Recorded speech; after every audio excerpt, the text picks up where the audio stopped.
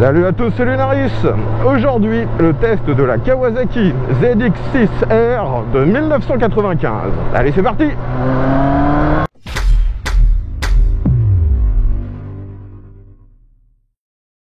Les amis, aujourd'hui, j'ai de nouveau le privilège de vous présenter une Youngtimer. Ça, bien sûr, grâce à l'un de mes abonnés. Merci encore à lui d'être venu jusqu'ici afin que je puisse vous présenter cette machine. Donc je me doute que lorsque vous entendez ZX6R, vous arrivez assez facilement à identifier de quel type de machine il s'agit. On est bien sûr sur une moto de la gamme Ninja, donc les sportives de chez Kawasaki. Et il faut savoir qu'on est sur la toute première génération de ZX6R. Donc c'était la première Ninja 600 distribuée par Kawasaki. Et à l'époque, c'est une moto qui avait été mise en place pour concurrencer la Honda CBR 600. Et cette moto était également pour proposer au catalogue une machine un peu plus typée sport que la ZZR 600 que Kawasaki proposait déjà à l'époque. D'ailleurs, au niveau motorisation, sur cette machine, ils n'ont pas repris le moteur de la ZZR, même si la cylindrée est quasi identique et les performances ne sont pas très loin. La ZZR faisait 100 chevaux, celle-ci est donnée pour 105 chevaux.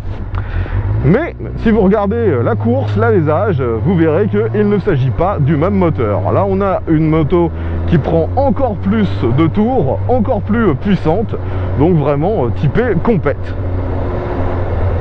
Donc à l'époque, 105 chevaux avec un 600, c'était vraiment pas mal. Et au niveau du poids, cette machine fait 205 kg tout plein fait, c'est-à-dire avec le réservoir plein de 18 litres de carburant. La machine que je vous présente aujourd'hui est quasiment en configuration d'origine, ce qui est extrêmement rare sur ces motos. Si vous regardez sur le marché de l'occasion, 90% voire plus de ces premières ZX6R sont très modifiées. Beaucoup ont fait de la piste. Donc là, on a une machine qui est conforme à l'origine. Mais les plus attentifs auront quand même remarqué que l'échappement, lui, n'est pas d'origine.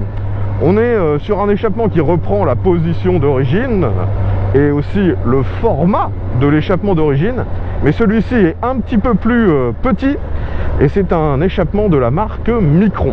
Pour l'instant, vous pouvez entendre que la sonorité n'est pas exubérante, c'est tout à fait normal. Lorsqu'on prend les commandes d'une sportive du début des années 90, c'est toujours très différent par rapport à ce qu'on connaît actuellement dans cette catégorie de machines. Là finalement, la position n'est pas si radicale que ça. On peut voir que le guidon, qui est donc un type bracelet, est au-dessus du tête de fourche. Alors que sur la plupart des machines plus récentes, c'est en dessous du tête de fourche. Donc finalement, on n'a pas une position si extrême que ça. Et actuellement, on considérerait plus cette moto comme une sport routière, une sport GT, que comme une réelle ultra sportive. Le réservoir, lui, par contre, est comme sur la plupart des 4 cylindres de l'époque, assez large, assez volumineux. Il a tendance à vous écarter les jambes. Mais heureusement, comme sur beaucoup de machines de cette époque, la selle est relativement basse. Donc moi, du haut de mon 1m70, j'arrive néanmoins à toucher le sol des deux côtés. Donc pas de réelle difficulté pour conduire cette machine.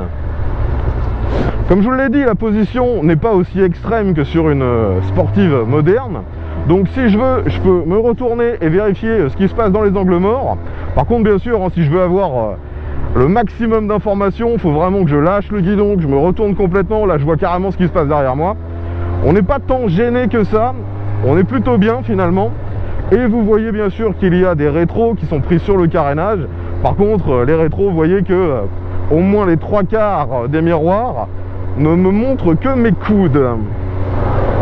Bon, pour l'instant, vous voyez que je roule à environ 50 et la machine est agréable. On peut rester à assez bas régime sans que ce soit contraignant. Là, je peux même me coller, vous voyez, en 6e à 3000 tours, à 60. Et ça passe, hein. On a la souplesse du 4 cylindres et on a suffisamment de reprises pour pas être obligé de jouer de la boîte en permanence. Alors ici je sors de l'agglomération, on va accélérer un tout petit peu. Voilà. C'était à prévoir, j'ai même pas le temps de monter réellement dans les tours que je me retrouve au maximum autorisé. On testera les vraies performances un peu plus tard. Sur cette machine, on a encore la bulle d'origine, donc elle est transparente et elle est très très basse. Et lorsque vous roulez normalement, finalement vous n'avez aucune protection. Il faudrait s'allonger comme ça, vraiment en position complète, pour avoir un minimum de protection. Mais en roulant normalement, ça n'a aucun effet sur votre protection. Maintenant, nous arrivons sur un virage à basse vitesse, vous le connaissez, c'est toujours le même.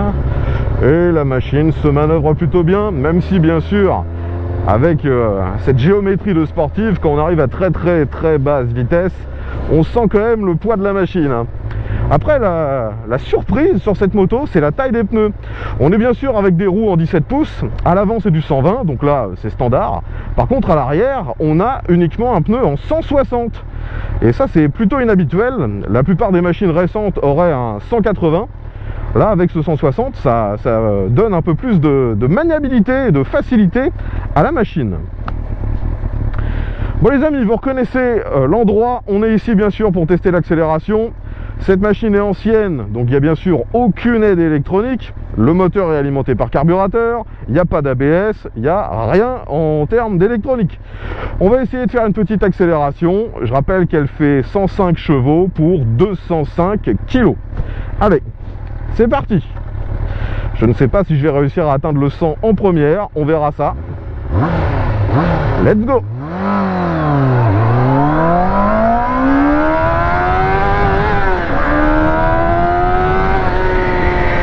De ralenti. Alors ce moteur est vraiment avec un comportement à l'ancienne, hein. Vers 7-8 000 il reprend de la vigueur, il devient hyper hargneux. Faut que j'arrive à faire des phrases qui ont un sens quand même. C'est vraiment sympa et la sonorité avec cet échappement finalement doit pas être très différente d'avec l'échappement d'origine. Donc je vais profiter d'être ici bien sûr pour faire un petit demi-tour. Vous voyez que du haut de 1,70 m, j'ai les deux pieds qui touchent. Je suis même presque avec les deux pieds à plat, hein. Ça c'est vraiment une bonne surprise. Donc je braque à fond. C'est une sportive, donc on se retrouve très vite en butée. Vais-je réussir à faire demi-tour? Ça m'étonnerait. Eh non, s'il y avait eu un trottoir, j'aurais clairement tapé dedans. Regardez même à quel point je suis en dehors de la route. C'est une sportive, hein, il ne faut pas l'oublier. Allez les amis, on est reparti pour un petit 0 à 100 et ensuite je teste le freinage.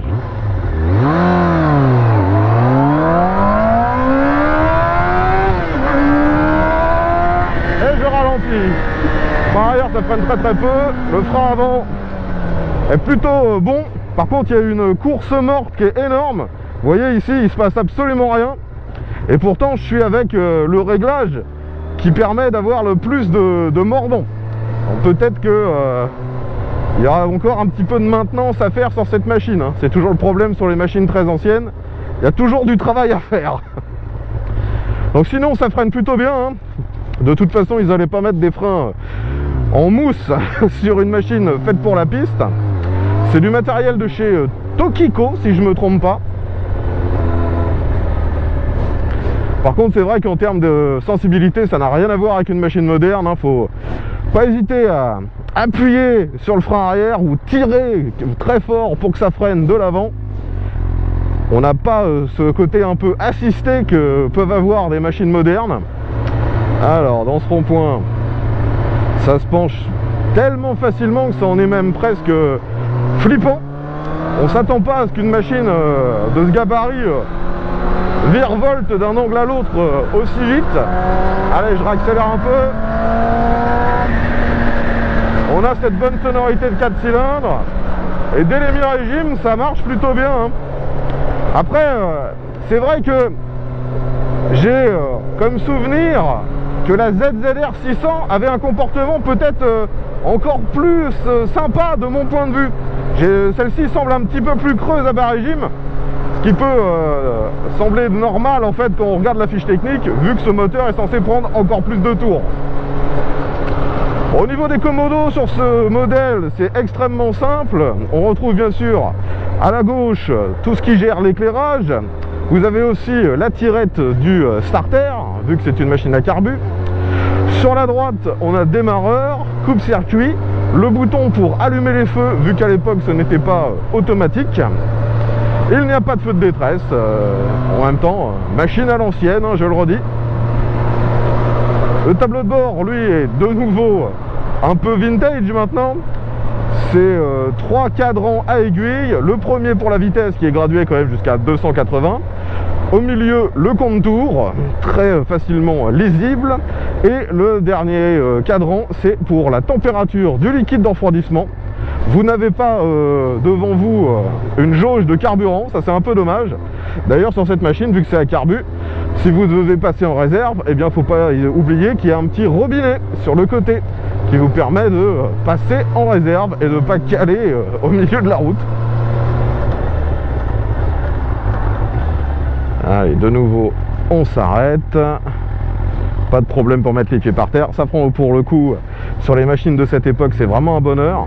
Par contre, je m'aperçois que lorsqu'on tend les jambes, on a les jambes qui sont très très proches du moteur et finalement, ça chauffe très très très fort les cuisses lorsqu'on met le pied au sol. Bon alors ici, on va faire un petit test de souplesse. Je passe tous mes rapports. Je vous ai dit c'est une boîte 6. Je suis en 6 à 25, 30 et ça reprend, même si forcément c'est pas fulgurant. Mais on a la fameuse souplesse légendaire des 4 cylindres en ligne. Donc on ne peut pas se retrouver à cahoter ou à perdre le contrôle sur un coup de piston avec ce genre de motorisation. C'est hyper tranquille.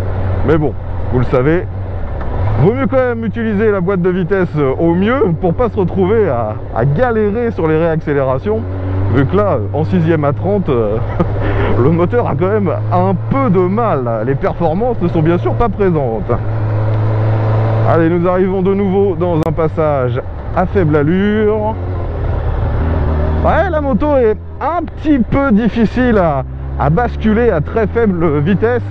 C'est à l'ancienne, hein, faut, j'allais dire, mettre de la force sur les repose-pieds, sur le guidon. Ça bouge pas tout seul non plus. Par contre, dès qu'on a dépassé un certain seuil de vitesse, là, elle devient hyper manœuvrable, hyper maniable. Je me demande d'ailleurs si c'est pas la montre de pneus qui donne ce sentiment d'hyper manœuvrabilité dès qu'on commence à prendre un peu de vitesse. Allez, je réaccélère, on sort de l'agglomération et ça prend les tours.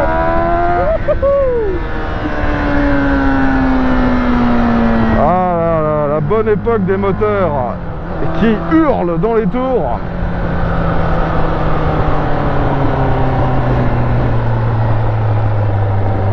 Maintenant nous arrivons sur un petit Dodan, le même que d'habitude, 30 km/h. Ah, forcément c'est une sportive donc c'est extrêmement ferme. Sur cette machine à l'avant on a une fourche réglable, vous pouvez le voir ici. Et à l'arrière on a un mono-amortisseur qui lui aussi est réglable. On voit qu'il y a d'ailleurs une bonbonne de gaz séparée de l'amortisseur. Alors ici je vais essayer de prendre ça à 40.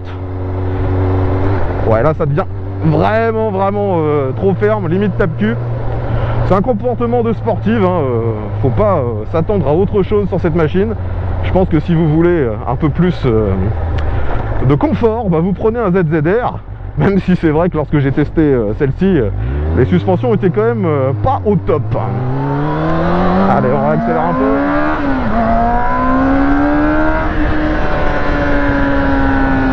Ah là là là là. Ça monte dans les tours les amis, j'ai même pas le temps de jeter un coup d'œil que je suis déjà à 10 000 tours. Allez, nous voilà maintenant dans une succession de virages. Voyons comment ça se comporte.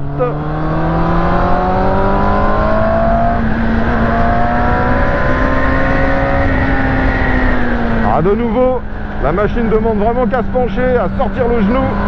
Par contre, le freinage, même si il est quand même suffisant, il ne rassure pas. Parce qu'elle n'a vraiment pas du tout les mêmes sensations qu'une machine moderne. Et finalement, j'ose pas trop prendre trop de vitesse. J'ai plus l'habitude de ce genre de freinage.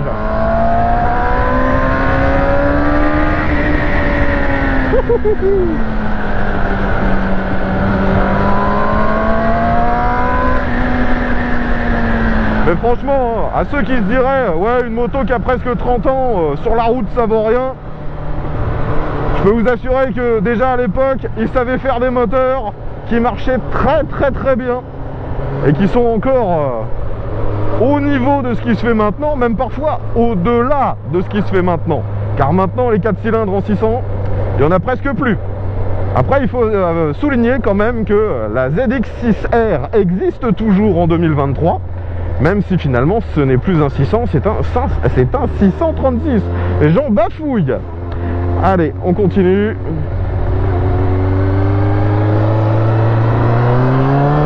Et on va dépasser cette voiture.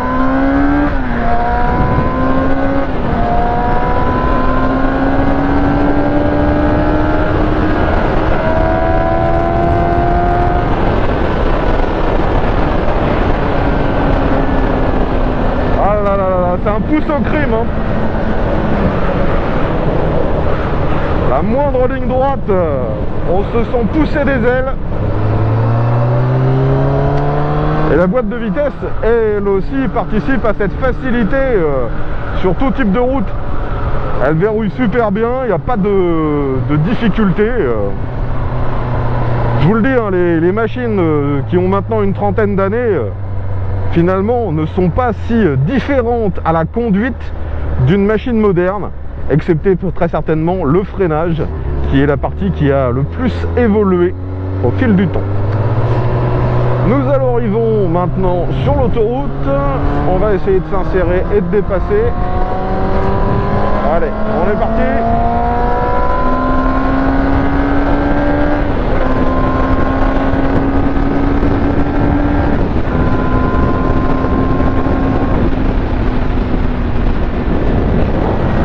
Eh bien les amis, il n'y a vraiment aucun problème, ça marche très bien. Par contre, comme je le disais précédemment, il n'y a quasiment pas de protection. Les carénages vous protègent un tout petit peu les jambes, mais pas plus. Là, je vais faire un test de reprise. Donc, je suis en 6ème, à 110, je réaccélère à fond. Et vous voyez que l'accélération, même si elle est déjà plutôt bonne, elle n'est pas dingue. Tout simplement parce qu'on n'est pas à la puissance max. On est qu'à mi-régime. Si vous voulez vraiment prendre une vitesse dingue, il faudra attendre d'être à beaucoup plus haut régime. Et là, bien sûr, vous pouvez aller au-delà de toutes les limites, même aller, je dirais, dans la plage complètement dingue. Vous voyez que le compteur est gradué jusqu'à 280, hein, c'est pas pour rien. Bon, maintenant, je vais essayer de sortir de l'autoroute assez vite parce que j'ai tellement d'air qui arrive sur moi, je me sens obligé de hurler, ça doit saturer dans le micro. C'est finalement assez désagréable de rouler longtemps sur ce type de voie. Ouais, franchement, en fait, l'air, j'ai l'impression que j'en ai encore plus sur moi que si c'était un roadster. C'est pas adapté du tout en termes de protection sur des longs trajets. Bon, au niveau de l'éclairage, je vous l'ai dit, la moto est d'origine. À l'avant, on a une grosse optique avec des phares halogènes, bien sûr. On a les clignotants d'origine qui sont assez gros et qui sont restés avec ce design pendant assez longtemps chez Kawasaki. Et à l'arrière, un feu on ne peut plus classique. Par contre, au niveau de l'esthétique, vous pouvez voir qu'en dessous du phare, à l'avant, on a une prise d'air qui sert justement à alimenter le moteur en air frais directement depuis l'avant du véhicule. Et c'est d'ailleurs une caractéristique qui est toujours présente encore à l'heure actuelle sur beaucoup de sportives de chez Kawasaki. Allez, une dernière accélération, on va essayer de monter un peu dans les tours.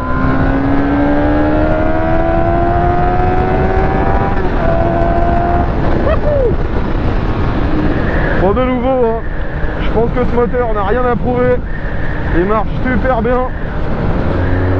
Donc maintenant, je pense bien que au niveau dynamique, vous avez compris les atouts et les points faibles de cette machine. Il faut maintenant qu'on parle bien sûr des aspects pratiques. Et contrairement à ce qu'on pourrait penser, cette sportive n'en est pas dénuée. Vous pouvez bien sûr démonter la selle passager et vous arrivez sur un rangement qui ferait pâlir d'envie la plupart des machines récentes, vu qu'il y a quand même pas mal de place. En plus, vu le format des deux selles, vous pouvez envisager sans trop de problèmes de rouler avec un passager. Il y a même deux belles poignées afin que la personne derrière se tienne bien. Donc franchement, on voit bien que les sportives à l'époque n'étaient pas si radicales que ça. Un point par contre qui prouve que c'est une machine un peu ancienne, la consommation. On a un réservoir de 18 litres et la consommation moyenne est établie entre 7 et 8 litres au 100 en fonction bien sûr de votre rotation de la poignée. Plus vous accélérez, plus ça consomme. Donc c'est ni bon ni mauvais, c'est juste classique pour ce genre de machine de cet âge. Donc finalement, cette machine, je dirais qu'elle elle peut être très intéressante si vous cherchez une machine qui a quand même pas mal de patates et si vous cherchez une machine qui risque de prendre de la valeur. Car actuellement, cette première génération de ZX6R, ça vaut quasiment rien. La plupart des annonces que vous pouvez trouver sont des machines qui n'ont pas forcément été super bien entretenues, qui ont été modifiées, qui ont parfois été massacrées. Donc on en trouve parfois même à moins de 1000 €. Et un modèle comme j'ai aujourd'hui, qui est en bon état, quasi conforme à l'origine, ça vaut entre 2000 et 3000 €. Rares sont les modèles qui dépassent les 3000 €. Donc je dirais vraiment que finalement, cette machine, elle est parfaite pour ceux justement qui ont envie d'acheter une machine à un prix plancher, de la restaurer eux-mêmes pour que ça coûte pas trop cher. Et là vous avez une machine donc qui est fiable, qui marche bien, qui a des performances pour une misère. Si d'ailleurs parmi vous il y a des possesseurs de cette machine ou des gens qui l'ont eu, n'hésitez pas à nous donner vos retours d'expérience, savoir ce qu'il faut vérifier en priorité et si c'est fiable, mais il semblerait que ce le soit. En plus, cette machine elle est de 95, donc elle arrive bientôt officiellement en collection. Donc vous pourrez l'immatriculer officiellement comme véhicule de collection et ne plus être pénalisé par les ZFE. Donc je pense vraiment que si vous désirez une machine un peu collector de cette époque, c'est le bon moment pour se pencher sur cette ZX6R. Voilà les amis, tout ce que je pouvais vous dire sur cette ZX6R de 1995. Si vous avez des questions, l'espace commentaire est là pour ça. Moi je tiens encore à remercier l'abonné qui est venu jusqu'ici avec cette machine afin que je puisse vous en proposer le test. C'était super sympa de sa part. Je reprécise d'ailleurs que l'ensemble des tests sur ma chaîne sont toujours faits en collaboration avec mes abonnés. Donc si comme lui, vous disposez d'un véhicule que vous aimeriez me voir tester en vidéo, prenez contact avec moi. Tous les moyens de le faire sont dans la description. Je rappelle que mon lieu de tournage se situe en Normandie, près de Rouen. Maintenant, il ne me reste plus qu'à vous remercier d'avoir partagé ces quelques minutes avec moi. Si vous avez apprécié la vidéo, n'oubliez pas de mettre un pouce vers le haut, de la partager sur les différents réseaux sociaux, de vous abonner bien sûr si ce n'est pas déjà fait. Comme ça, on se retrouvera très bientôt pour un nouveau test. A bientôt, et à tous.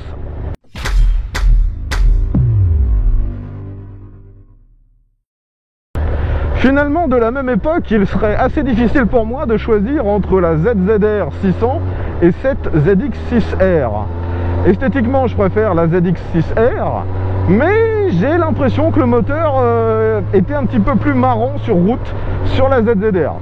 Le seul moyen de pouvoir comparer ça, ce serait bien sûr d'avoir les deux véhicules le même jour au même endroit, ce qui est quasi impossible.